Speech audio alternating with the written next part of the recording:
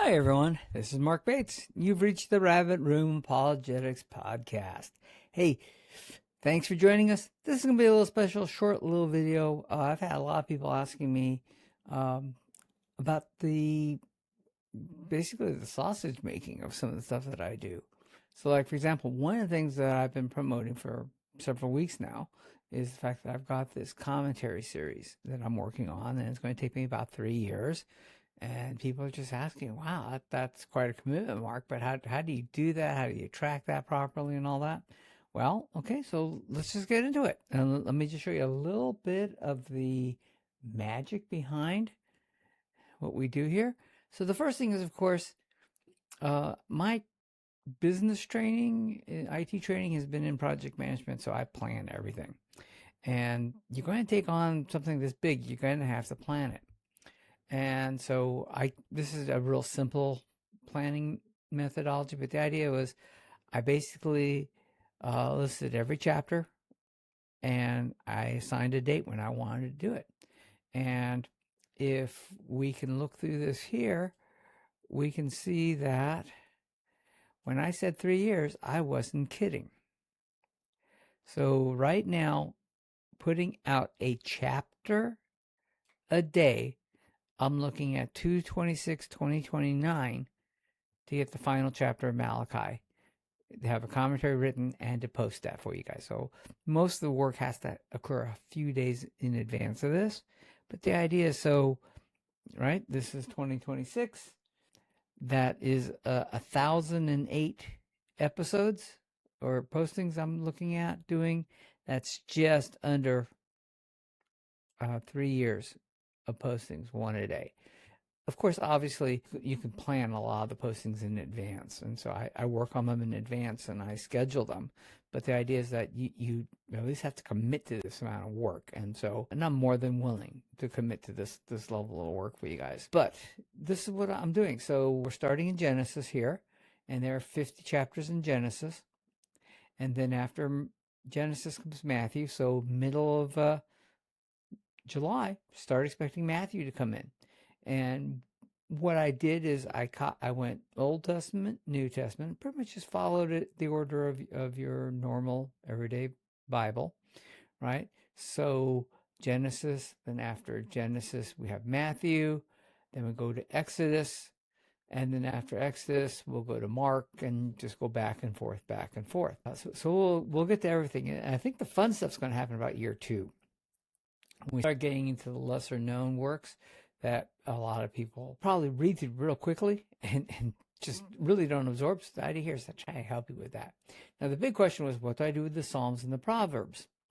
Because there are 150 Psalms and 31 Proverbs chapters, and that would have extended me well beyond 3 years if I included the Psalms into this original schedule. And so what I did was I broke them up where I'm essentially doing one chapter of the Psalms and or Proverbs every 5 weeks, right? Or every 5 days. And that breaks up the workload a little bit. But like on 6/27, you're going to see 2 postings, one for Genesis and one for Psalms 1. Okay? So that's a little bit behind the sausage making on how to plan for this. You got to think this thing through in advance and plan it out. And it's not that hard of a planning operation, but the idea is that you need to think this stuff through. Was I willing to commit to that 3-year plan? And I was, knowing that, yeah, if I needed to go somewhere or the family wanted to take a vacation, I could preload up 3-4 days worth of work, but I'm not taking a 2-week vacation anytime soon. Okay, that's part of the commitment process. So we've got that. Well, the other one is, well, how do you write the commentaries? Well, I have thousands of sources of books, commentaries and stuff. So one of the things I have access to is Logos. And I've been talking about Logos every video and how I use it. So let me show you a little lovely trick here in Logos. And I use this a great deal, right? And where is it? Oh, here we go. Let's open up the study assistant and let's open a new one. So let's just say the one that I'm coming up soon is going to be, how about Psalm 1? Psalm 1's coming up soon. I haven't started any work on that one yet, so Psalm 1 will be going to work. I like this assistant because it essentially is an AI that's tied directly into the Logos library, and it doesn't hallucinate because everything is in the Logos system. But you got to understand that also means that a lot of the books that I use, which are not in the Logos system, I still have to put them in my library, and I have to know how to access them in other ways. But we'll just start here at the Logos site, and you can see a little bit of how the magic is created on this one here. So what we want to do here is, and I've discovered this in doing these commentaries, right? So the first thing I want to do is I want to tell the Logos, the AI in Logos, that I want to teach. In this case, we said Psalm 1, right? So I'm going to put down here, if you can see, you're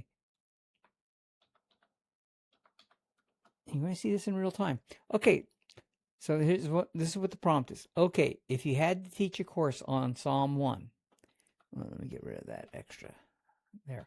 On Psalm 1, provide an outline of all the areas that should be covered.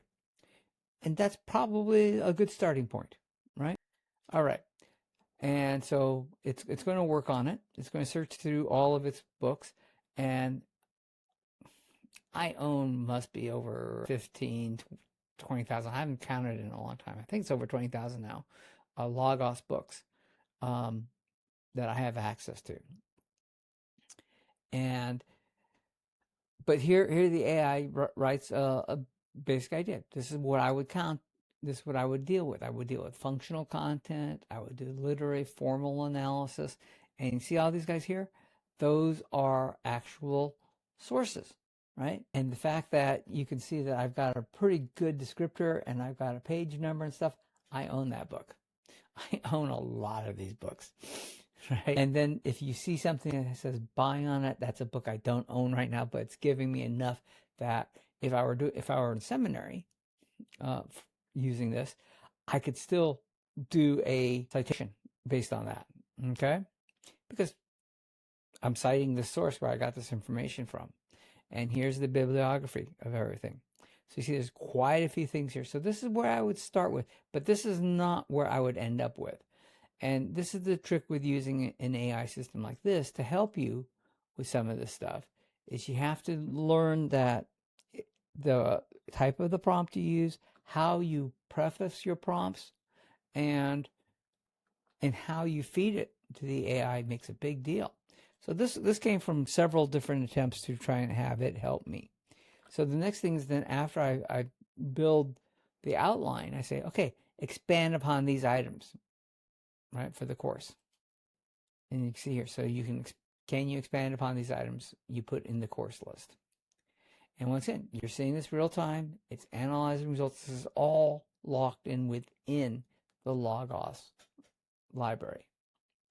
And here it gives me a much fuller example of each of the items. Okay? And where they're connected and stuff. So these two items, the list and this fulfillment here, this is the start of how I do the commentary. I feed that in. I pull up other resources that are not in Logos, so I can reference other things. I look at other sorts of information available to me, and I build those commentaries. I will tell you, just flat out, I use AI to help me build these things. I do not write in AI per se. I feed AI the directions. I feed AI the data I'm looking for, or I keep it focused within the data. I read everything that it writes. I do a lot of editing. What AI gives, you just have to, right? But I've trained all my AI systems to speak in my voice the way I write. I fed it thousands of examples of my writing, and so it keeps up my style. What's great about AI here is not that it's writing it for me, it's that it's doing a lot of the grunt work for me. So, like I said, I've got 20,000, between Logos and between my other electronic source lists of books that I've bought over the years, electronically or scanned in. I've done a lot of books where I scan them in a scanner to put them into electronic format. I've got over 20,000 scholarly books in my library. And so that's too much for me to remember every book and every reference I wanted. And, you would take forever trying to look those stuff up by hand. So part of the AI process is, this is the topic I'm looking for. This is the type of information I'm looking for. Give me all my sources on that, and give me a brief synopsis of what each of those sources say about this, right? So AI is not writing my stuff. So if you ask, does AI write the papers I post and the articles I write? AI aids in the writing process. I set the tone. I tell it what we're writing. I approve, either tell it which sources definitely to pull from, and or approve any additional sources, right? So this is part of the sausage making. I can't produce the volume of work I do without having a research assistant, and AI is my research assistant. I still spend hours a day writing and researching and reading, but it can now be very focused research and writing. And that's where AI does help me. So I put this in, I feed it in all kinds of other sources, and that becomes the commentaries that I write.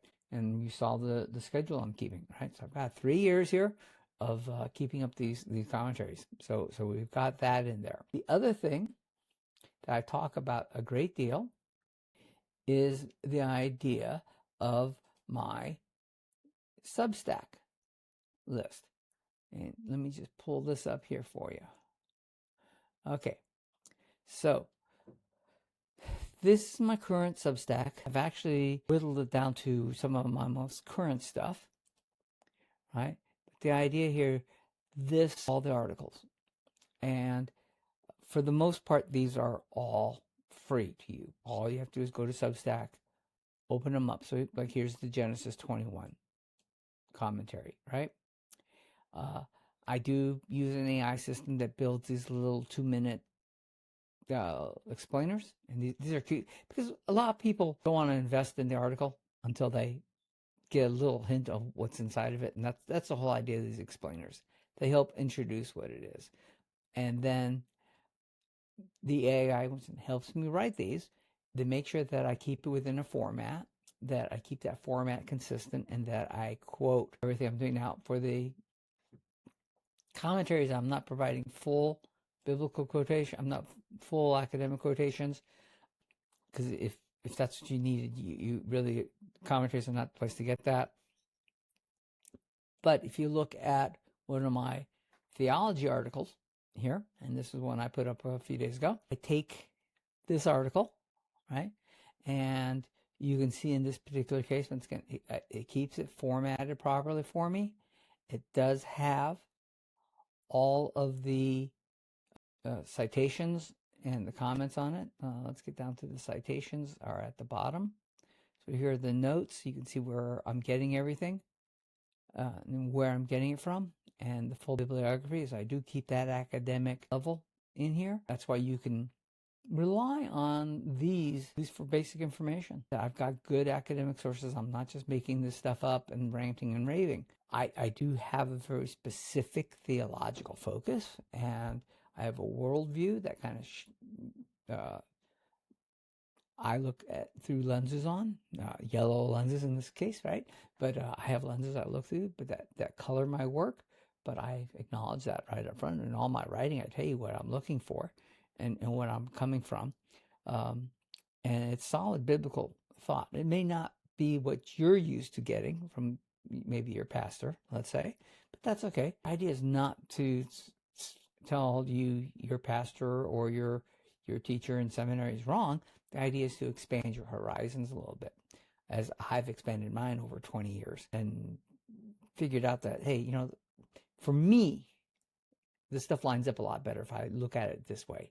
And so that's all there is to it. But I use, so this is the core of everything. I write these articles, And then I take this article and I put it into an AI system that turns it into audio podcast, because it's already got the text. Now, what it will do is it'll strip out the citation marks, and it will take the abbreviations, like, so, GEN 1.1, and it says, okay, and converts that for the audio portion as Genesis 1.1 or Genesis 1.1, so that when the audio voice gives you the audio, it says Genesis 1.1, not Gen 1.1. That was the first thing I learned when trying to do the podcast, is that it's very literal what it gives you on the text to speech. And so you've got to make sure that you run it through a filter first to make sure that all the abbreviations are changed over and such. So, but that goes into that. So once again, article that I wrote, and there's a little explainer video, which the AI kicks off for me very quickly after I write the article, and then the podcast, which is just, once again, just taking the text here, simplifying some of the stuff out that you don't want to necessarily have. You don't want to have all the citation marks. You don't want to have the endnotes and the bibliography, because that's on the printed page, but not for the podcast. So that's all part of that. So that goes into that. So that's all part of the sausage making, but that goes in there as well. And then we'll talk later about where I get my ideas for most of this theology work. But like I said, but what I've been telling you for a long time is that, yes, I still take a lot of ideas from my audience and for things what we want to do. So definitely comment, talk, tell me where you're going with stuff, and I can fit you into my schedule, even though it's very busy. I have a publication schedule that's very busy, but I've got time to do stuff for people, to help you find stuff. Because what happens when somebody asks me a question, right? And this is a great example of stuff like that. So somebody asked me about we were actually at a friend's congregation, and one of the assistant pastors stood there and started reading from Genesis 5 and started saying, "This tells you the entire gospel story." He starts reading each name and giving you what the certain version of that name was. And a friend of mine was sitting next to me, goes, "How real is that, Mark?" I said, "Well, not as real as this guy thinks it is." And I said, "Well, you know what, Mark? You got to write an article on that, and you got to put it out there, right?" And so I did. And so if you're interested in that, that one is down here a little bit. Trying to find it. I know I just released this a couple weeks ago, but I do put these out here. Oh well, it's in here. You can search for that. It's the Genesis 5. Here we go. The Genesis 5 genealogy, right? And like I said, so that came, and that one was released June 2nd. So it was right near the end of May that I attended the sermon, the congregational study, and said, the guy sat there and just read Genesis 5, the genealogy, said, "Oh, this is great. This tells you the whole story of the gospel." So my friend said, "How real is that, Mark?" And I said, "Well, not as real, but let me give you full details." And so that's what I did here. So I gave you all the details. It's not bad, what the person was trying to do, but it's surprisingly, this guy supposedly knows Hebrew. He didn't read the names from a Hebrew lexicon. He read it from the popular. The names are supposed to mean, they mean nothing what that says. So I look at a lot of things. And so that's part of the sausage making process for you. If you have questions, ask me. You'll be surprised. I can come up with a whole bunch of stuff. Like I said, I've got 20,000 electronic volumes of stuff to research with. Okay? I've got ways of researching that make it much more efficient than almost any other way I've found. I can write the stuff relatively quickly because I have a research assistant in my 3 computer systems I use. Okay? They don't write it for me. They help me write. So I keep doing that because people can say, you're writing with AI, Mark. That's terrible. No, it's not. It's the only way to keep up the volume that I'm doing and not hiring, which I couldn't afford, 2 or 3 research assistants, right? The pastor church I go to, he makes a big deal. I don't write any of this with AI. So yeah, because you have a couple of assistant pastors who do all your research for you. I don't have anyone on staff to do my research for me, so this is my research assistant, and this is, I think, proper use of AI. You may disagree with me. Let me know. We can discuss that. All right. So thank you very much. I just wanted to give you a little heads up on what's coming up with the commentary work, why it's 3 years. You can see all the work involved in doing a complete biblical commentary, chapter by chapter. They're not long. Each commentary is about 5 to 6 minutes on audio, right? But the idea is that we're going to cover everything. And if there are books in the Bible you have skimmed over and you haven't really studied deeply, a great place to start is with a simple commentary like mine that has a very biblical basis for it that you can listen to or read, and then you say, okay, that's something I want to delve into deeply, because I will start doing that later. I'll start getting right down to individual verses type of stuff, right? Because that's where commentary is really real, but that's where it takes years and years and years to do that. So let's start with what I got going. All right. Let me know what you want. Subscribe to the channel if you're not already subscribed. Send this video to a friend who tells you AI is not worth anything. AI is a tool. If you use it properly, it's worth a whole lot. If you use it improperly, it's worthless. Okay? And if you have questions about how to use an AI, how to use Logos Bible Study to give you an edge in what you're doing, right? I'd be more than happy to talk to you about that. So look on the description. You'll find a link for the Logos. You'll find a link to where I keep to my Substack page. You'll find a link to the commentary playlist, and like and share and subscribe. It does help, so appreciate that. And ask me questions on the comments. I will answer each and every one as best as I can with a good, solid academic answer. This is just an honorary one. I got enough people asking me about this. I wanted to give you a heads up on it. So hope you're living a happy, blessed life with God. And remember, God is good all the time.